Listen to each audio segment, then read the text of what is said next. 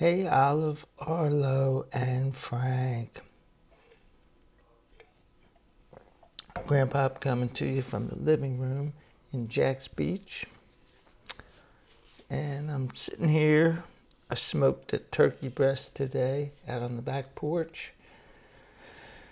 We had that for dinner. We had sandwiches and soup. My grandmother made some delicious soup. Ham and bean soup. Anyway, this is a book that I'm reading it online because it's easier for me to do that than to take pictures of every page. But I actually have this book. So the next time I see you, Arlo, you will have this book. And you'll be able to follow along in the book. Hopefully every time you look at one of these videos, you look at the cover of the book and then go see if you have it. I don't know how many of the books you do have and how many you don't have, but but every time I get a chance to do it this way, it's just way easier. Anyway, as we move along in the Dr. Seuss series, and he wrote over a long period of time, like 20 or 30 years, at least. We're in Did I Ever Tell You How Lucky You Are by Dr. Seuss. So this guy here seems like he doesn't think he's so lucky. I just get that feeling by looking at him.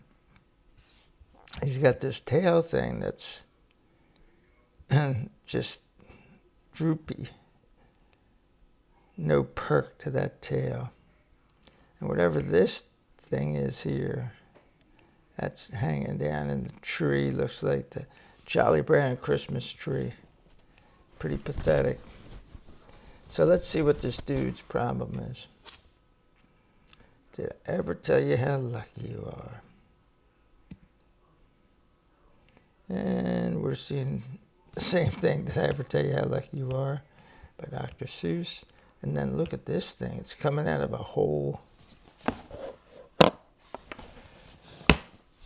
Coming out of a hole in the ground, in the floor, something like that. This was copyrighted in 1973. So I was 20 years old, give or take. So it says this book with love is for Phyllis the Jackson. I don't know what that means, the Jackson. But Dr. Seuss is like that. He can be pretty silly. When I was quite young and quite small for my size, I met an old man in the desert of Dries.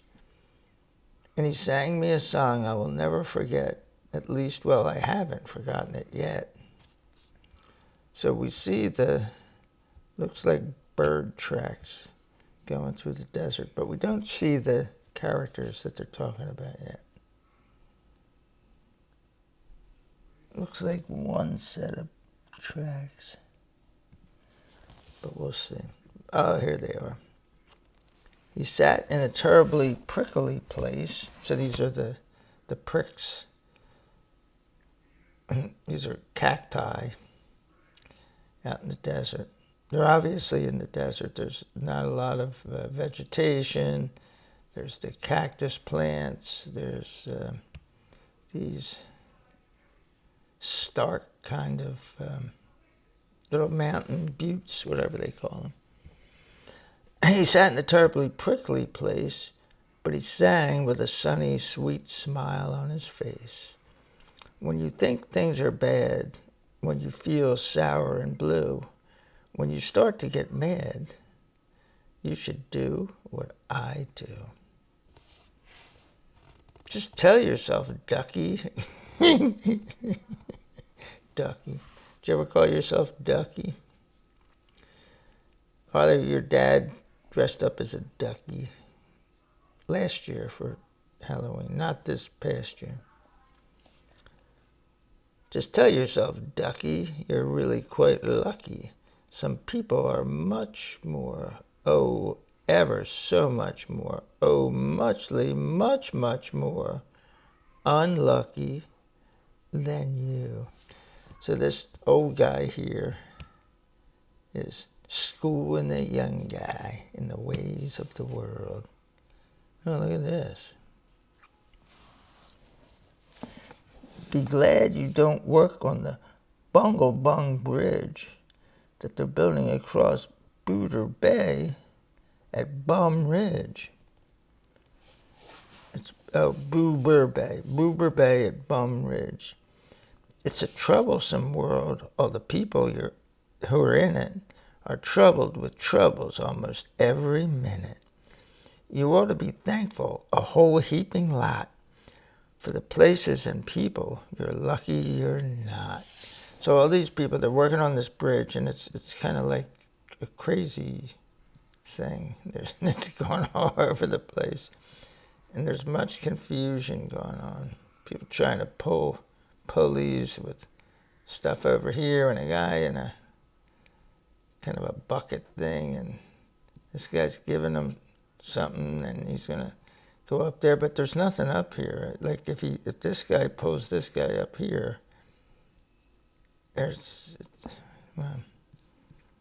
and there's all these crazy Dr. Seuss things. There's crazy Dr. Seuss boat things and all kinds of things. Kind of looks like the game of Chutes and Ladders. Just suppose, for example, you lived in a gazette and got caught in that traffic on Zeit Highway 8. So this is an intersection on this highway, and look, there's people riding camels. This is a camel pulling a sleigh with just two wheels of watermelons, with some dude standing up here. This is another. They're all being pulled by, maybe they're not camels. These are elephants. And these are some sort of elk. But look at these things, all kinds of stuff that's there at the intersection, and everybody's mad, like, wow. So that would be unlucky. Or suppose, just for instance, you lived in a gazere with your bedroom up here and your bathroom up there. So this is pretty funny. This guy lives here. He's in his bedroom. But instead of his bathroom being somewhere in here where he just walks through a door and goes into his bathroom, he has to come out of this place, walk all the way down here, and then all the way down here, up here. And I guess you could have cut through here if you wanted, but you're going through the middle of somebody's house either way. And then up here to this place, and the bathroom's all the way up here. See how they did that? All the lights are out, but you have the light on here with the person, and the light on here. And he's looking and going oh, I gotta pee, and I gotta get all the way over there. Whoa, look at all this stuff.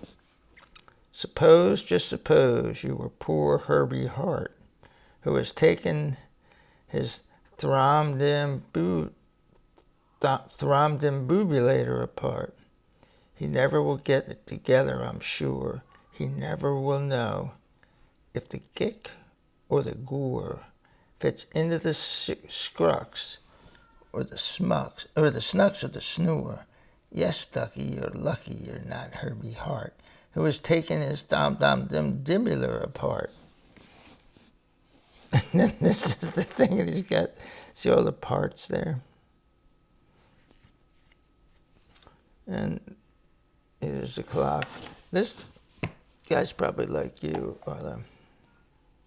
You like taking stuff apart and figuring out how it works.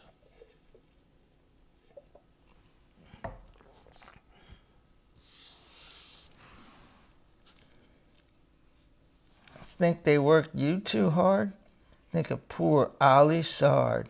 So now we're in someplace like Saudi Arabia or Syria or even Egypt, where half of your family's from, Olive.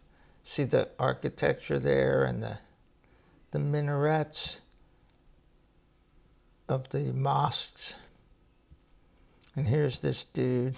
Apparently he's supposed to be cutting the grass. It's a lot of grass. Think they work you too hard? Think of poor Ali Sard.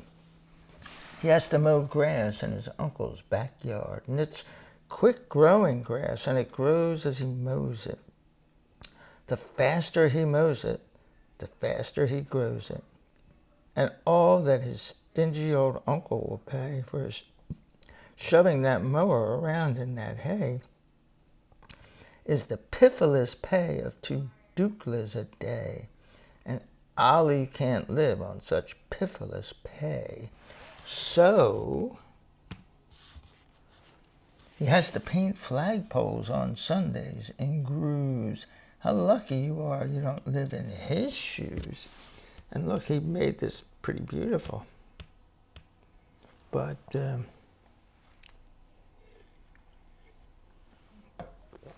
he's got a tough life. And poor Mr. Bix. And here's Mr. Bix over here. Every morning at 6, poor Mr. Bix has the boorfin to fix. This thing here is a boorfin. It doesn't seem fair. It just doesn't seem right. But his boorfin just seems to go schlump every night. It schlumps in a heap, sadly needing repair. Bix figures it's due to the local night air. It takes him all day to unschlump it, and then the night air comes back and it schlumps once again. So don't you feel blue. Don't get down in the dumps. You're lucky you don't have a boorfin that schlumps. And oh, there's a clock, Arlo. And while we are at it, consider the schlots, the crumple-horn, web-footed, green-bearded schlots, whose tail is entailed with unsolvable knots. So here's the web feet and the crumple horn, I guess. He's got a green beard there. And then unsolvable knots means that you can't get them untied. Like, when you solve the knot, you're figuring out, well, if I push here and pull this through and, I can untie it. You'll find out, guys. Although now a lot of times people use Velcro to tie their shoes, so they're not really tying them. If he isn't muchly more worse off than you, I'll eat my umbrella. That's just what I'll do. Yeah, go ahead and eat your umbrella. Let me know how that works out. So here we got some camels. And you're lucky indeed you don't ride on a camel. To ride on a camel, you sit on a whammel. A whammel, is a sort of a saddle held on by a button that's known as a faddle. And boy, if your old whammel faddle gets loose, I'm telling you, ducky, you're gone like a goose. So if this thing separates there, this guy will fall, because this thing will fall off. That's a waddle. It's not really a waddle. And they're way up here on this thing, so he'll fall down to his death. So in the Bible it talks about yachts and tittles, and that's in English the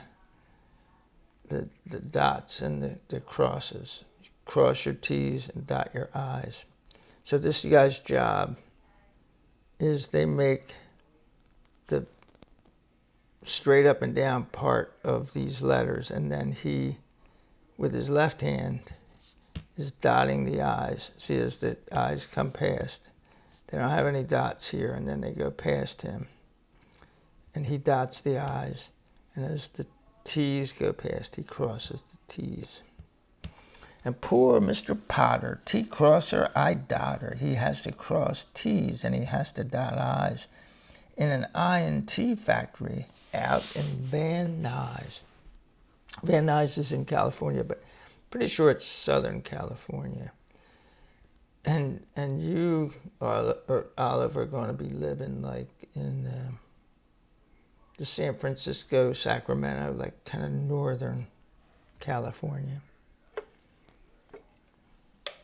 What I would consider Northern California. Can't wait to come visit you. Oh, the jobs people work at out west near Hotch Hotch. There's a Hotch Hotcher bee watcher. His job is to keep both his eyes on the lazy town bee. So they're out in the desert, and they're not in like Saudi Arabia, that desert anymore. They look like they're in the southwest United States. There were American Indian tribes that built homes like this out of mud. They would make brick out of mud. So they're out in the desert. There's not a lot of foliage out here. So there's only one bee, and this guy's supposed to watch him. Well, he watched and he watched, but in spite of his watch, that bee didn't work any harder. Not much. So then somebody said, our old bee watching man just isn't bee watching as hard as he can. He ought to be watched by another Hotch Hotcher. The thing that we need is a bee watcher. So how do you think this is going to play out? So each one comes up and they watch the one in front of them, but the bee's not, doing any more bee stuff, like getting nectar out of there and flying to the hive like you're supposed to. So they're just all like watching each other. Bee watcher, watch the bee watcher. He didn't watch well, so another Hotch Hotcher had to come in as a watcher. And today all the Hotchers who live in Hotch Hotch are watching on watching and watcher who's watching that bee. You're not a Hotch watcher. You're lucky, you see. And if you didn't have to try to read that, you're lucky also. Now here, this is very interesting because this is sort of like, this kind of looks like Arabic here and here.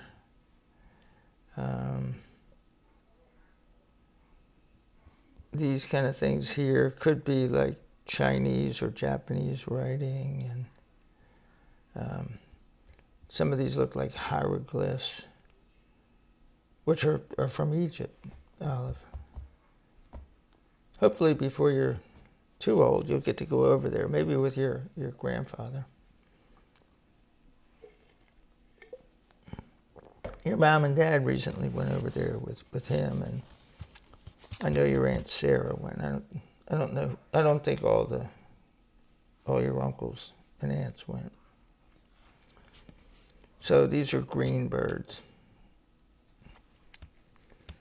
And now, and how fortunate you're not Professor DeBreeze, who has spent the past 32 years, if you please, trying to teach Irish ducks how to read Givanese. And Givanese is a made-up language. And these are Irish ducks, so they're green, of course. And think of the poor puffing pugelhorn players who have to parade down the pugelhorn stairs every morning to wake up the Prince of Puboken. It's awful how often their pugels get broken. Yeah, well, you're balanced on those things. They're pretty precarious. And you're going downstairs, so of course you're going to fall. And did you notice something that's different about this boy here? Why is he looking in back of himself?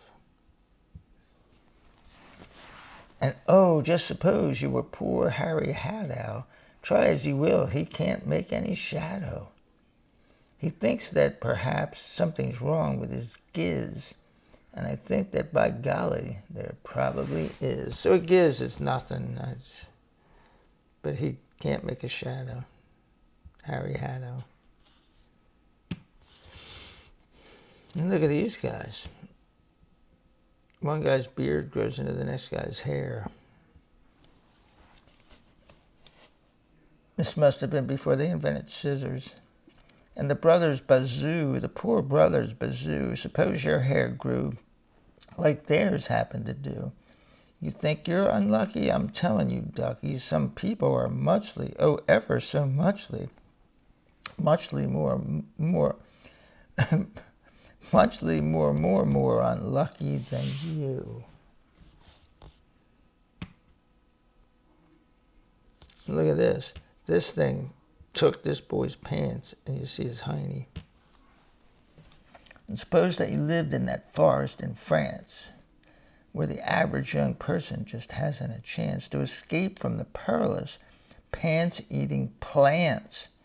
But your pants are safe. You're a fortunate guy, and you ought to be shouting, "How lucky am I?"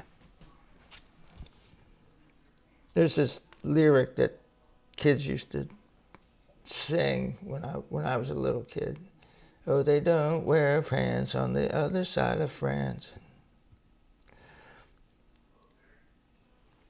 I don't remember how the rest of it goes.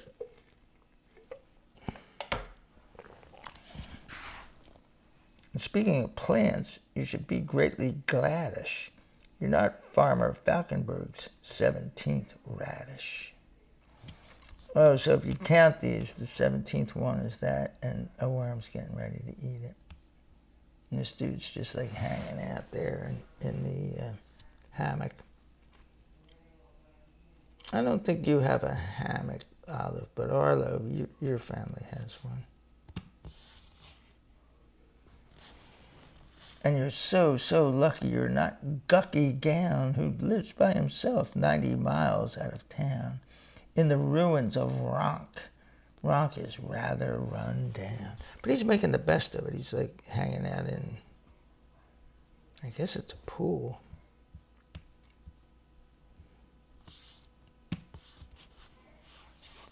And you're so lucky you're not a left sock, left behind by mistake in the caverns of Croc. And the caverns are like, they're caves. And here this cat found the left sock. Thank goodness for all the things that you are not. Thank goodness you're not something someone forgot and left all alone in some punkerish place like a rusty tin coat hanger hanging in space. Okay. That's why I say, ducky, don't grumble, don't stew. Some critters are much, oh, ever so much, so muchly, much more unlucky than you.